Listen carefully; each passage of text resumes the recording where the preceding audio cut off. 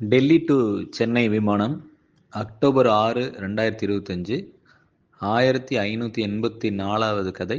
Receive. தலைவா, எனக்கு நாளை உங்களை ரிசீவ் செய்ய அனுமதி கொடுங்க என்று பண்ணையாரிடம் கேட்டேன். அவர் இன்று மாலை என்னை ரிசீவ் செய்த வருவதாக கூறியிருந்தார். இப்பொழுது காலைதான் அழைத்தார்.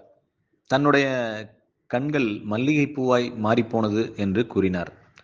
தெரிந்தவர்களின் அன்பு, தெரியாதவர்களின் அன்பு, இவை இரண்டில் ஒருவேளை நாம் அறிந்ததற்கே அதிக முக்கியத்துவம் தருகிறோமோ என்று விமான எண் 6E6115ஐ மின்னும் LED போர்டில் பார்த்து கேட் நம்பரை கண்டுபிடிக்க காத்திருக்கும் பொழுது மின்னலை கேட்டாள். முன்பின் பார்த்திராத ரேவா மேடம், நீங்கள் பத்திரமாக போய் சேர்ந்தீர்களா என்று விசாரிக்கிறார். விவேக் அண்ணன் ஒரு நெகிழ்ச்சியான கதை சொன்னார். கோவிட் 2019. அப்பொழுது அவர் ரொம்ப சீரியஸ் ஆகி போனாராம். இன்றைக்கோ நாளைக்கோ என்கிற நிலை. அட, நிஜமாவே அவர் சொன்னதுதான். அவருக்கு நினைவு வருவதும் போவதுமாக இருந்திருக்கிறது. வேறு PGM ஆஸ்பத்திரிக்கு மாற்றுகிறார்கள். ஒரு வார்டு பாய் சொல்லியிருக்கிறார், சார் எதுனாலும் பார்த்துக்கலாம், வென்டிலேட்டர் மட்டும் வேணாம்னு சொல்லிடுங்க, பொழைச்சிடுவீங்க என்று சொல்லியிருக்கிறார்.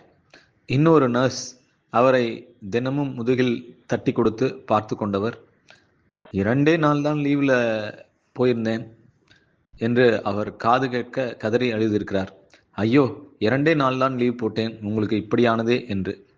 போன முறையே சரவெடி பண்ணையார் ரிசீவ் செய்ய வருகிறேன் என்று அவரை நான் தான் ரிசீவ் செய்தேன். விவேக் அண்ணன் இப்போது அந்த கிண்டி ஹாஸ்பிட்டல் போய் அந்த நர்ஸை ரிசீவ் செய்து பாராட்ட வேண்டுமென்று தேடி வருகிறார். ஆனால் அந்த நர்ஸ் கண்ணில் படுவதே இல்லை. எப்போ யார் ரிசீவ் பண்ணுவாங்க என்பது நம்ம கையில் இல்லை.